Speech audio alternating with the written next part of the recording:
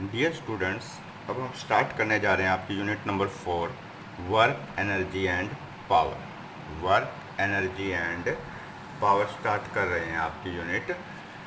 इसमें सबसे पहले हम डिस्कशन करेंगे अबाउट वर्क। वर्क आपने 9th क्लास में भी पढ़ा हुआ है। जब भी हम यदि किसी बॉडी पर फोर्स लगाते हैं तो वो बॉडी अपनी पोजीशन चेंज कर लेती है। वो जहाँ होती है उससे थोड़ी सी और आगे चली जाती है, उसकी पोजीशन चेंज हो जाती है। तो यदि आप किसी बॉडी पर फोर्स लगाते हैं और वो उस पोजीशन से डिस्प्लेस हो जाती है अनदर पॉइंट पर, from that point two another point, तो हम क्या कहते हैं, वर्क हुआ है। अब देखिए work is said to be done when a force, हमने फोर्स लगाया, वो क्या करे, changes the position of the body on which it is applied. जिस बॉडी पर ये लगाया जाता है उसकी पोजीशन को यदि बदल दे। दूसरी डेफिनेशन ये कह सकते हो, work is said to be done when a force produces a certain displacement in a body. कई डेफिनेशंस हैं इसकी। यदि डिस्प्लेसमेंट नहीं होता, पोजीशन नहीं चेंज कर पाता, तो वर्क क्या होता है, जीरो। और आप ये देखिए, वर्क का जो फॉर्मूला होता है वो किसके इक्वल होता है, force multiply bye displacement. Work किसके इक्वल होता है, फोर्स मल्टीप्लाई बाय डिस्प्लेसमेंट। इनके बीच में डॉट प्रोडक्ट होती है, स्केलर प्रोडक्ट होती है, जो आपने सेकंड यूनिट के वेक्टर में पढ़ा था। अब देखिए इस तरीके से ये डायग्राम दिखाई दे रहा है आपको। यहाँ पर ये कोई बॉडी है। आपने देखा होगा बच्चा भी जब कभी खिलौने को लेके चलता है तो धागे से जब हम खिलौना बांधते हैं या हम सूटकेस लेके चलते हैं तो हम उसके हैंडल को इस तरह से थोड़ा सा ऊपर की तरफ उठा के चलते हैं। कैसे चलते हैं, थोड़ा सा ऊपर की तरफ, क्योंकि इससे क्या होता है, फोर्स कम लगता है, हमें ताकत कम लगानी पड़ती है। लेकिन बॉडी कैसे चलती है, हॉरिजॉन्टल डायरेक्शन में चलती है, लेकिन ऊपर तो नहीं जाती। इस डायरेक्शन में तो कोई बॉडी मूव नहीं करती, ठीक है। तो यदि इधर मूव करती तो हम कौन सा कंपोनेंट लेते, एफ साइन थीटा। लेकिन बॉडी किस डायरेक्शन में मूव करती है, हॉरिजॉन्टल डायरेक्शन। और आपको बता रखा है जिस डायरेक्शन में एंगल बनता है, जिस डायरेक्शन में बॉडी चलती है, वो क्या होता है, कोस थीटा। तो एफ का कंपोनेंट कौन सा हो गया, एफ कोस थीटा। तो आपने फोर्स एफ लगाया, लेकिन कौन से फोर्स ने मदद करी हॉरिजॉन्टल में चलने के लिए, एफ कोस थीटा ने। और कुछ समय बाद ये थोड़ी सी अनदर पॉइंट्स पर आ गई बॉडी, तो क्या हुआ, अनदर पॉइंट पर आते डिस्प्लेसमेंट क्या सपोज लिया बेटा, एस। तो हम क्या कहेंगे, वर्क इक्वल टू फोर्स कितना लगा, एफ कोस थीटा, और डिस्प्लेसमेंट कितना हो गया, एस। तो आप ये भी लिख सकते हैं, वर्क इक्वल टू क्या होता है, फोर्स इनटू डिस्प्लेसमेंट। इस 11th के अंदर आपको फोर्स कितना यूज करना पड़ा हॉरिजॉन्टल डायरेक्शन में, एफ कोस थीटा, और डिस्प्लेसमेंट कितना हुआ, एस। और आप इसको क्या लिख सकते हैं, W equal to F S cos theta. Okay, ये क्या होते हैं, स्केलर प्रोडक्ट। अब आप देखिए, when force and displacement are acting in the same direction। Same direction का मतलब है दोनों की डायरेक्शन सेम हो, इस तरीके से ऐसे हो, जैसे ये है, ये पेन, और ऐसे हो, ये होगी इस फिंगर्स की डायरेक्शन भी उधर और इस पेन की डायरेक्शन भी उधर। दोनों की डायरेक्शन क्या है, सेम है। पहले ऐसे था, फोर्स ऐसे लग रहा था और डिस्प्लेसमेंट थीटा, एंगल क्या था, थीटा। अब लेकिन दोनों एक के बीच में यदि एंगल जीरो हो जाए तो बेटा ये ऐसे एक दूसरे के क्या हो जाती है, कोइंसाइड कर जाती है, पैरेलल। और पैरेलल ऑब्जेक्ट्स के बीच में हमेशा एंगल क्या होता है, 0 डिग्री। तो W equal to cos theta की जगह क्या हो जाएगा, कोस जीरो, और कोस जीरो क्या होता है, 1। तो डब्ल्यू इक्वल टू क्या हो गया, एफ इंटू एस, क्योंकि कोस जीरो क्या हो चुका है, 1। अब ये क्या है, it is a scalar quantity होता है, क्योंकि इनके बीच में स्केलर प्रोडक्ट है। हालांकि फोर्स वेक्टर क्वांटिटी होता है, डिस्प्लेसमेंट भी वेक्टर क्वांटिटी होता है, लेकिन दोनों के बीच में जो प्रोडक्ट है वो कैसी है, स्केलर प्रोडक्ट है, डॉट प्रोडक्ट है। इसलिए इसकी क्वांटिटी को क्या बोलते हैं, स्केलर क्वांटिटी। और इसकी यूनिट क्या होती है, जूल। आप ये इसकी सीजीएस यूनिट क्या होती है, अर्ग। और आप ये डायमेंशंस निकाल सकते हो, डायमेंशंस इज m1 L2 का स्केयर, m1 L2 का स्केयर, t-2 का स्केयर। अभी आप सोल्व करके खुद भी देख सकते हैं। तो देखिए, अब इसकी यूनिट्स के बारे में बात करेंगे। देखो W इक्वल टू क्या होता है, F S cos theta. If F equal to क्या हो जाए, 1 न्यूटन, डिस्प्लेसमेंट क्या हो, 1 मीटर, और दोनों की डायरेक्शन क्या हो, सेम। दोनों की डायरेक्शन सेम होगी तो एंगल क्या होगा, 0 डिग्री। तो बेटा आप एक बात बताइए, वर्क क्या कहलाएगा, 1 जूल। यानी 1 joule equal to 1 newton multiply 1 metre into में कोस 0 डिग्री। और ये किसके इक्वल आ गया, 1। कोस जीरो क्या होता है, 1। और ये किसके इक्वल आ गया, 1 न्यूटन मल्टीप्लाई बाय 1 मीटर। तो हम वर्क को 1 जूल कब कहेंगे, यदि 1 न्यूटन फोर्स लगाने से बॉडी के अंदर कितना डिस्प्लेसमेंट हो जाए, डायरेक्शन ऑफ फोर्स की डायरेक्शन में कितना डिस्प्लेसमेंट हो जाए, 1 मीटर। तो हम वर्क को क्या कहेंगे, 1 जूल। देखिए 1 joule is the amount of work done by 1 newton of force. ठीक है, when it displaces a body by 1 metre. कितना डिस्प्लेस करते हैं बॉडी को, 1 metre in the direction of force. Okay, work is not a vector quantity, याद रखना। However the work done by force can be positive भी हो सकता है। अब देखिए आपको पता है वेक्टर ही पॉजिटिव भी हो सकता है, नेगेटिव भी होती है और जीरो भी होती है, लेकिन ये वेक्टर नहीं है। लेकिन फिर भी फोर्स क्या होता है, पॉजिटिव भी, नेगेटिव भी और जीरो भी। ये हम आगे डिस्कशन करेंगे। ये डिपेंड करता है पॉजिटिव, नेगेटिव और जीरो होना एंगल पे, जो ये यहाँ पर आपको दिखाया है cos theta. W equal to क्या होता है, यहाँ भी मैं लिख देता हूँ दोबारा से, आपने पढ़ा था डब्ल्यू इक्वल टू क्या था, एफ एस कोस थीटा। तो इस थीटा के अकॉर्डिंग, एंगल के अकॉर्डिंग, यदि एक्यूट है, ऑब्ट्यूस है, उसके अकॉर्डिंग वर्क क्या होता है, जीरो भी होता है, पॉजिटिव भी होता है और नेगेटिव भी। अब आप देखिए इसके अंदर आपको दिखाई दे रहा होगा कि ये वाला जो पोर्शन चलेगा, अब ये होता है रेक्टेंगुलर कंपोनेंट्स। आपको मैंने वेक्टर में बताया भी था, रिजॉल्व कर दो 3 डायमेंशन में। एफ को क्या लिख सकते हो, I cap, F X, J cap, F Y, K, F Z. इसी तरह डिस्प्लेसमेंट को लिख दो S X, S Y, S Z. इसे बोलते हैं रेक्टेंगुलर कंपोनेंट। 2 डायमेंशन की बात करते तो जेड हटा देते, 3 की बात करिए तो तीनों लेने हैं। अब हमने इनकी प्रोडक्ट करनी है। डब्ल्यू इक्वल टू क्या होता है, एफ डॉट एस। डब्ल्यू क्या होता है, एफ डॉट एस। अब जब आप इनको एफ की वैल्यू रख दीजिए और इसकी वैल्यू रख दीजिए, दोनों की वैल्यू रख के ये आपस में प्रोडक्ट करेंगे तो आपको देखेंगे इनको 3 3 9 प्रोडक्ट्स हो जाएंगी। तो जब आप जहाँ भी करेंगे बेटा, आप ये याद रखना है, आई डॉट आई हमेशा 1 होगा, लेकिन और इसी तरीके से जे डॉट जे याद रख लेना। ये वेक्टर में आपको स्कूल खुलने के बाद फिर दोबारा समझाएंगे। के डॉट के इक्वल टू क्या होगा, 1। सेम यूनिट की जो प्रोडक्ट होगी वो जब ये आपस में मल्टीप्लाई करोगे, जैसे I F X is equal to में दिस, तो सेम यूनिट वेक्टर्स की प्रोडक्ट क्या होती है, 1। याद रखना, जैसे एफ एक्स एस एक्स को करोगे तो आई आई आएगा, लेकिन जब एफ एक्स की इससे मल्टीप्लाई करोगे तो क्या आएगा, आई डॉट जे। तो आपको याद रखना है आई डॉट जे, ठीक है, आई डॉट के आई, ठीक है। ये सब क्या होते हैं, डिफरेंट यूनिट वेक्टर्स की प्रोडक्ट हमेशा क्या होती है, जीरो होती है। जैसे I dot J, I dot के, या J dot I, J dot के आएगा, ये सब भी क्या होते हैं, जीरो। ऐसे के डॉट आई भी आएगा, आप जब खुद करके देखिएगा इसे, के डॉट जे भी आएगा, ये सब जीरो होंगे। अब देखिए कितनी टर्म्स होगी, 2 2 4 2 6 और 3 9। इनकी जब आपस में मल्टीप्लाई करोगे तो 9 टर्म्स हो जाएंगी। तो ये बचेगा W equal to S X F X, S Y F Y plus S Z F Z. ये आपको याद रखना है। ओके,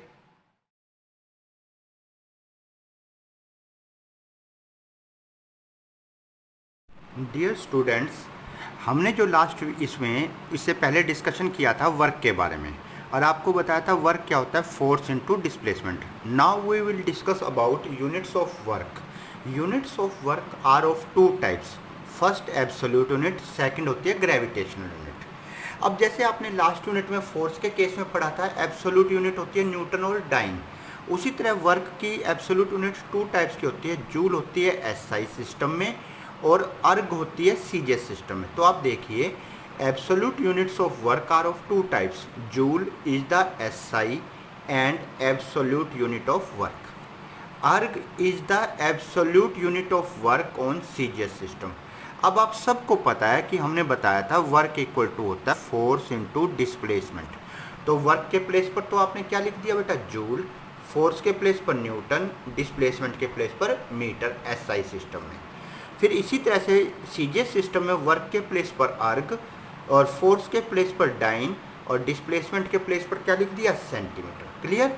तो आप क्या कहोगे, 1 जूल वो वर्क होता है जब 1 न्यूटन वाला फोर्स किसी बॉडी को कितना डिस्प्लेस कर दे, 1 मीटर तक। तो क्या कहोगे, when a force of 1 newton displaces a body through a distance of 1 metre then work is said to be 1 joule. Okay, इसी तरीके से अर्ग के केस में क्या कहोगे, when a force of 1 dyne displaces a body at a distance 1 centimetre then work is said to be 1 erg. अब देखिए relation between joule and अर्ग की बात करते हैं।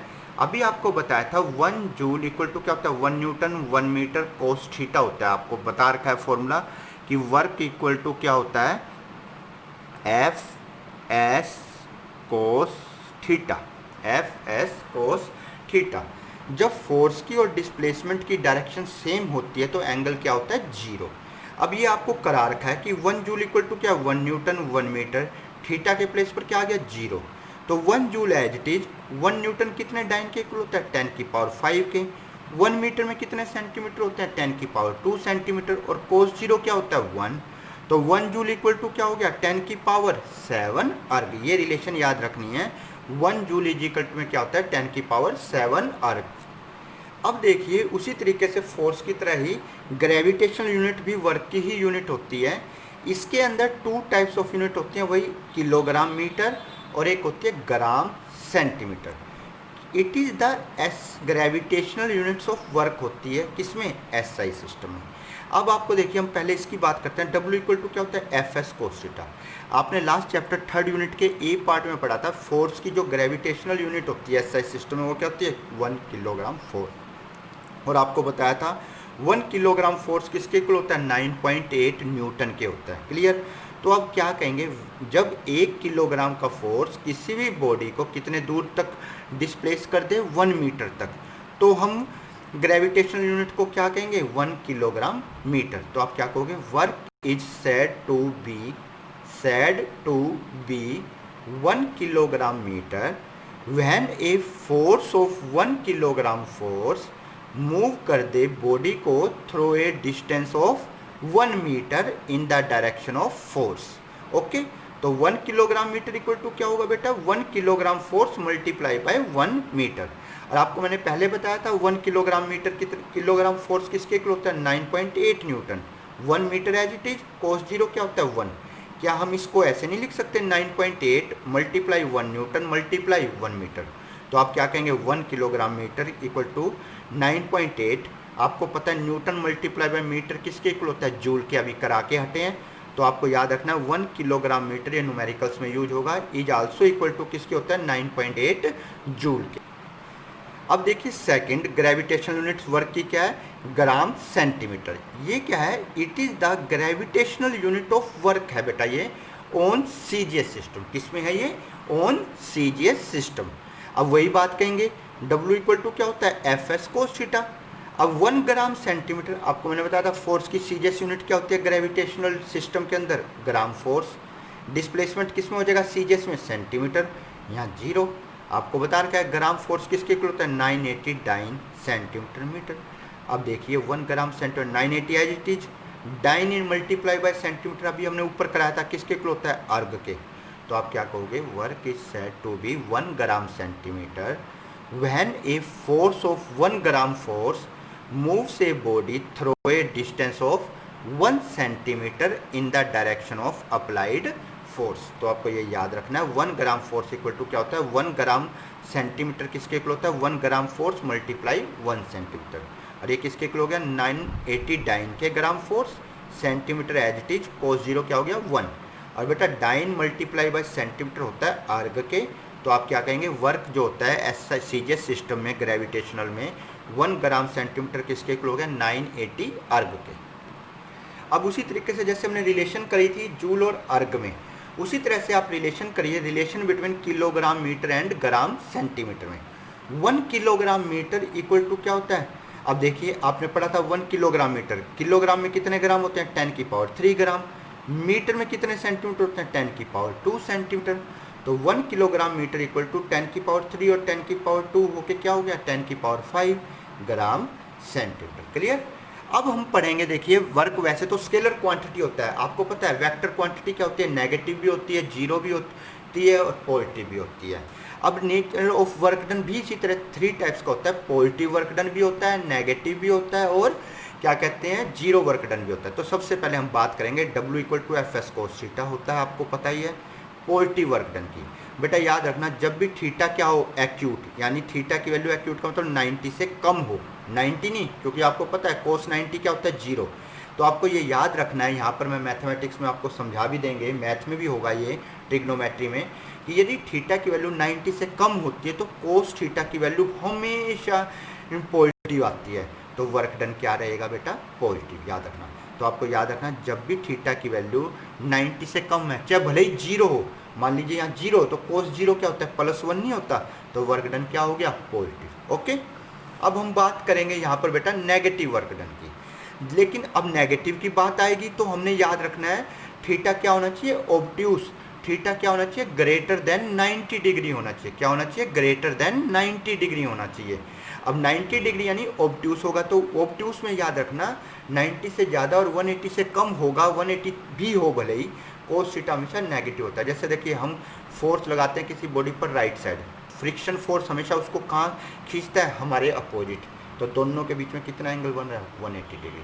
तो work done by force of friction, work done by force of friction angle बनाता है 180 डिग्री, और 180 डिग्री कोस 180 की वैल्यू बेटा हमेशा माइनस होती है, तो वर्क डन क्या होगा, नेगेटिव। तो आपको याद रखना है, यदि एक्यूट एंगल है तो कोस थीटा पॉजिटिव, ऑब्ट्यूस है तो कोस थीटा क्या होगा, नेगेटिव। और इसी वजह से वर्क डन पॉजिटिव भी हो सकता है और नेगेटिव भी हो सकता है। आपको नोट्स में से ये एग्जांपल्स पढ़ के देखना। अब देखिए जीरो वर्क डन के बारे में, W equal to F S cos theta होता है। बेटा यदि थीटा की वैल्यू 90 डिग्री हो, थीटा की वैल्यू कितनी हो, 90, तो कोस 90 क्या होता है, जीरो, तो वर्क डन क्या होगा, जीरो। एक तो कंडीशन ये है। दूसरी कंडीशन क्या है, कई बार हम फोर्स लगाते हैं, दीवार पे लगा रहे हैं, क्या दीवार हिली, फोर्स तो लगाया लेकिन डिस्प्लेसमेंट क्या हो गया, जीरो। जब डिस्प्लेसमेंट जीरो है तो भी वर्क डन क्या रहेगा, जीरो। और यदि हम फोर्स ही नहीं लगाएंगे तो डिस्प्लेसमेंट भी नहीं होगा, तो वर्क डन भी क्या होगा, जीरो। तो तीन कंडीशन है, थीटा 90 डिग्री हो तो भी वर्क डन जीरो होगा, यदि हम फोर्स लगाते रहें उसका कोई यूज ना हो पाए, यानी वो किसी बॉडी को अपने स्थान से हिला ना पाए, डिस्प्लेस ना कर पाए, तो भी वर्क डन क्या होगा, जीरो। थर्ड कंडीशन क्या है, यदि हम फोर्स लगाएंगे ही नहीं तो एंगल भी नहीं बनेगा, ना डिस्प्लेसमेंट होगा, तो भी वर्क डन क्या होगा, जीरो होगा, याद रखना। जैसे अब आप देखिए किसी स्टोन को पकड़ते हैं एक हैंड से, उसके एक रस्सी को पकड़ते हैं, उसके एक सिरे पे स्टोन को बांधते हैं और इस तरह से सर्कल में उसको रोटेट कराते हैं, तो ये जो सेंट्रीपिटल फोर्स के साथ ये डिस्प्लेसमेंट कितना एंगल बनाता है, स्टोन 90 डिग्री। तो हम भले ही घुमा रहे हैं उस स्टोन को सर्कुलर पाथ में, लेकिन हमारे द्वारा किया गया वर्क डन क्या है, जीरो, क्योंकि इस दौरान फोर्स और डिस्प्लेसमेंट के बीच में बेटा कितना एंगल बनता है, हमेशा टेंजेंट, हमेशा आपने 10th में भी पढ़ा है, टेंजेंट हमेशा कितना एंगल बनाता है, 90 डिग्री। ओके, ये आर्टिकल है work done by a variable force. बेटा work done by a variable force और एक होता है कांस्टेंट फोर्स, वो फोर्स जिसकी वैल्यू कभी चेंज ना हो, उस फोर्स को बोलते हैं कांस्टेंट फोर्स। तो अभी तक जो हमने जितना वर्क के बारे में पढ़ा है वो हमने कांस्टेंट फोर्स के बारे में पढ़ा है, लेकिन अब हम बात करेंगे वर्क डन किसके द्वारा किया जाए, वेरिएबल फोर्स, वो फोर्स जो पल पल क्या हो, बदलता रहे। जैसे देखिए आपको मैं ये डायग्राम से बता देता हूँ, ये आपके आर्टिकल सिलेबस में नहीं है, ये फोर्स और डिस्टेंस के बीच में ग्राफ दिया हुआ है। देखिए ये लाइन दिखाई दे रही है आपको, इसमें हर पॉइंट पर आप देखेंगे फोर्स की वैल्यू अलग अलग है, हर पॉइंट पे आपको दिखाई दे रहा है फोर्स की वैल्यू क्या है, अलग अलग। इस तरह से जो वर्क किया जाता है फोर्स के द्वारा, उस फोर्स को, वर्क को क्या बोलते हैं, वेरिएबल वर्क भी बोलते हैं, या work done by variable force. आपको ये न्यूमेरिकल्स में बताया जाएगा कि आपको ये याद रखना है कि फॉर्मूला होता है W equal to integration F dot dx। यदि डिस्प्लेसमेंट स्मॉल लेके चलते हैं और वर्क डन वेरिएबल, फोर्स क्या है, वेरिएबल है, तो ये फॉर्मूला यूज करेंगे। ए क्या है, इनिशियल पॉइंट, बी क्या है, फाइनल पॉइंट, यानी ए को लोअर लिमिट बोलेंगे और बी को क्या बोलेंगे, अपर लिमिट। जहाँ से हम चले वो ए पॉइंट, जहाँ पहुँचेंगे वो पॉइंट क्या है, बी। आप बेटा ये फॉर्मूला याद रखना, W इक्वल टू क्या होता है, F डॉट dx। अब आप देखिए हम यहाँ पर बात कर रहे हैं, ये मोस्ट इंपॉर्टेंट है, कंजर्वेटिव फोर्स। बेटा ये पहले डेफिनेशन सुन लीजिए, the force which only depends on initial and final position, जो सिर्फ किस पे डिपेंड करें, इनिशियल शुरू वाला और आखिरी वाले पॉइंट पर, नॉट ऑन द पाथ पे, रास्ते पे डिपेंड ना करें। जैसे ये देखिए ये इनिशियल पॉइंट है, ये फाइनल, जाने में तो आप ऐसे सीधा भी जा सकते हो, ऐसे भी जा सकते हो, ऐसे भी। अब आपको दिखाई दे रहा है यहाँ जाओगे तो कम डिस्टेंस है तो वर्क क्या होगा, कम, यहाँ से डिस्टेंस थोड़ा ज़्यादा है तो वर्क थोड़ा ज़्यादा होगा, यहाँ डिस्टेंस और ज़्यादा तो वर्क क्या करना पड़ेगा, ज़्यादा। लेकिन बेटा कंजर्वेटिव फोर्स वो फोर्स होते हैं जो डिस्टेंस पे डिपेंड नहीं करते। वर्क हमेशा क्या रहता है, सेम आएगा, वर्क की वैल्यू में कोई चेंज नहीं होगा, डिस्टेंस चाहे कम हो चाहे ज़्यादा हो। अभी मैं प्रूफ करके भी बताऊंगा कि वो फोर्स जो डिपेंड करते हैं सिर्फ इनिशियल और फाइनल पोजीशन पे, और वो पाथ पर डिपेंड नहीं करते, उनको हम क्या बोलते हैं, कंजर्वेटिव फोर्स। ये है ग्रेविटेशनल फोर्स भी, इलास्टिक स्प्रिंग के अंदर जो फोर्स होता है, इलेक्ट्रोस्टैटिक फोर्स, मैग्नेटिक फोर्स, ये नेक्स्ट ईयर पढ़ोगे 12th के अंदर। अब हम आपको दिखाएंगे भी ये कैसे हैं। अब देखिए ये है सेंट्रल फोर्स। सेंट्रल फोर्स जो केंद्र हो जिनका, बेटा जैसे ये टू बॉडीज हैं, वो फोर्स जो इन दोनों बॉडीज को जोड़ने वाली लाइन के बीच में लगे कहीं भी, ऐसे फोर्स को क्या बोलते हैं, सेंट्रल फोर्स। वो फोर्स जो किन्हीं भी दो बॉडीज को जो जोड़े लाइन, उस लाइन पर लगे, उस फोर्स को क्या बोलते हैं, central force. The force which act along the line, यानी ये वाली line, joining the centre of two charge bodies is called central forces. ये आप 12th में पढ़ेंगे। Magnetic force, electrostatic force, gravitational force आपका 6th यूनिट में आएगा। ऑल सेंट्रल फोर्स जितने भी होते हैं वो हमेशा याद रखना कंजर्वेटिव इन नेचर होते हैं। अब समझ में आ गया, सेंट्रल फोर्स क्या होते हैं, वो फोर्स उस लाइन पे लगे जो किसी भी दो बॉडीज को आपस में क्या करती हैं, जोड़ती हैं, उस लाइन पे लगे, उनको हम क्या बोलेंगे बेटा, central force. The forces which acts along the line joining the centre of two charge body is called central forces. Okay. अब देखिए नॉन कंजर्वेटिव फोर्स, इसका उल्टा होगा, जो इनिशियल, जो किस पे डिपेंड करें, पाथ पे डिपेंड करें, इनिशियल और फाइनल पॉइंट पे डिपेंड ना करें। The forces which depends on the path not on initial and final point is called non conservative. जैसे फ्रिक्शनल फोर्स है, इंडक्शन फोर्स है, ये आप 12th में पढ़ेंगे कि इंडक्शन होता क्या है। इंडक्शन फोर्स क्या होता है, जैसे चार्ज प्रोड्यूस होना, जैसे हम टीवी की स्क्रीन के पास जाते हैं बंद करने के बाद, तो हमारे स्क्रीन के हेयर क्या हो जाते हैं, खड़े हो जाते हैं, यानी हमारे पर इलेक्ट्रिसिटी का प्रभाव आ जाता है। ऐसे फोर्सेस को बेटा इंडक्शन फोर्स कहते हैं। ये सब ने महसूस किया है कि किसी भी चार्ज बॉडी के नज़दीक आते हैं तो हमारे शरीर के जो हेयर्स हैं, बाल हैं, वो सीधे हो जाते हैं, यानी हम क्या कहते हैं, हमारे हेयर्स पे, हमारे बाल पर क्या प्रोड्यूस हो गया, चार्ज। ऐसे चार्ज जो प्रोड्यूस होते हैं जिन फोर्स की वजह से, उनको हम क्या बोलते हैं, इंडक्शन फोर्स। डिटेल आप 12th में पढ़ेंगे। फ्रिक्शनल फोर्स, फ्रिक्शनल फोर्स हमेशा इनिशियल और फाइनल पे डिपेंड नहीं करता, वो पाथ पे डिपेंड करता है। जितना ज़्यादा चलोगे उतना ही ज़्यादा फ्रिक्शन फोर्स लगेगा, जितना कम चलोगे उतना ही कम फ्रिक्शन फोर्स लगेगा। अब हम प्रूफ भी करके बताएंगे कि ये जो ग्रेविटेशनल फोर्स होता है वो क्या होता है, कंजर्वेटिव होता है। देखो, prove that gravitational force is conservative. देखिए सबसे पहला केस, हमने ये अर्थ पर एक बॉडी रखी हुई, इसको फोर्स लगाया ऊपर की तरफ, हाइट कितनी ले गए, h, क्लियर है। अब आपको पता है अर्थ हर बॉडी को नीचे की तरफ अट्रैक्ट करती है उसके वेट के इक्वल, तो फोर्स किसके इक्वल होता है बेटा, वेट के, और वेट किसके इक्वल हो गया, mg। अब देखिए हम ऊपर ले जा रहे हैं फोर्स लगा के, डिस्प्लेसमेंट भी ऊपर की तरफ, तो दोनों के बीच में एंगल कितना हो गया, 0 डिग्री, क्लियर। फर्स्ट केस समझ में आ रहा है। तो W इक्वल टू क्या होता है, एफ एस कोस थीटा। अब याद रखना हर बारी दोनों की डायरेक्शन क्या है, सेम है, तो थीटा क्या होगा, 0। और थीटा 0 होगा तो W इक्वल टू एफ के प्लेस पर क्या रख दिया, mg, s के प्लेस पर क्या रख दिया, h, और कोस 0 क्या हो गया, 1। तो फर्स्ट केस में वर्क डन क्या आ गया, mgh। तो बेटा ये तो इनिशियल पॉइंट था, ये क्या था, फाइनल। तो अब रास्ता क्या था, सीधा। अब हम अलग अलग तरह से लेके जाएंगे, स्टोन को सीधा भी ले जाएंगे, टेढ़ा भी ले जाएंगे, तो आपको हर पॉइंट देखना है कि आप देखेंगे कि हर केस में वर्क डन की वैल्यू mgh आएगी। अब देखिए, अब सेकंड केस हम कर रहे हैं कि इस पार्टिकल को हमने यहाँ से ऊपर ले जाना है h हाइट पर, तो हम सीधा ना ले जाकर ऐसे ले जा रहे हैं, इस तरीके से स्टेप, सीढ़ियों के रास्ते। तो हमने जो टोटल हाइट h है, तो आपको दिखाई दे रहा है कितने पार्ट्स में कवर कर रहे हैं, h1 plus h2 plus h3।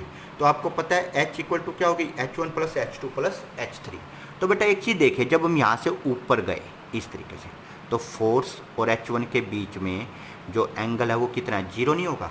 इस पॉइंट पर देखिए f और h1 के बीच में एंगल क्या हो गया, 0 डिग्री।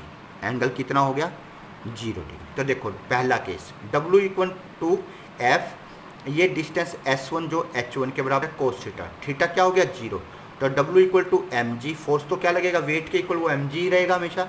S1 के प्लेस पर क्या रख दिया, H1, कोस जीरो क्या होता है 1। तो पहले केस में वर्क डन क्या आ गया, एम जी H1। अब बेटा देखिए वर्क डन W2 इधर हो रहा है, देखिए ये एरो आपको दिखाई दे रहा है इस तरफ है, तो हम जा तो इधर रहे हैं। फोर्स हमेशा क्या लगता है, वर्टिकली अपवर्ड। फोर्स कहाँ लग रहा है, वर्टिकली ऊपर, क्योंकि ऊपर जा रही है बॉडी, लेकिन हम चल क्या रहे हैं अब, हॉरिजॉन्टल। तो दोनों के बीच में एंगल कितना है, 90। तो W2 equal to FS2 cos theta, theta equal to क्या हो गया 90। W2 इक्वल टू ये तो mg रहेगा, S2 कोस 90, कोस 90 क्या होता है बेटा, 0। क्लियर है। अब बस इसी तरीके से आपको थोड़ा ध्यान रखना है। W3 की बात करेंगे तो वर्क क्या आ जाएगा, mgH2। क्लियर है। W4 क्या हो जाएगा 0, W5 क्या हो जाएगा mgH3। मेरी बात समझ में आई।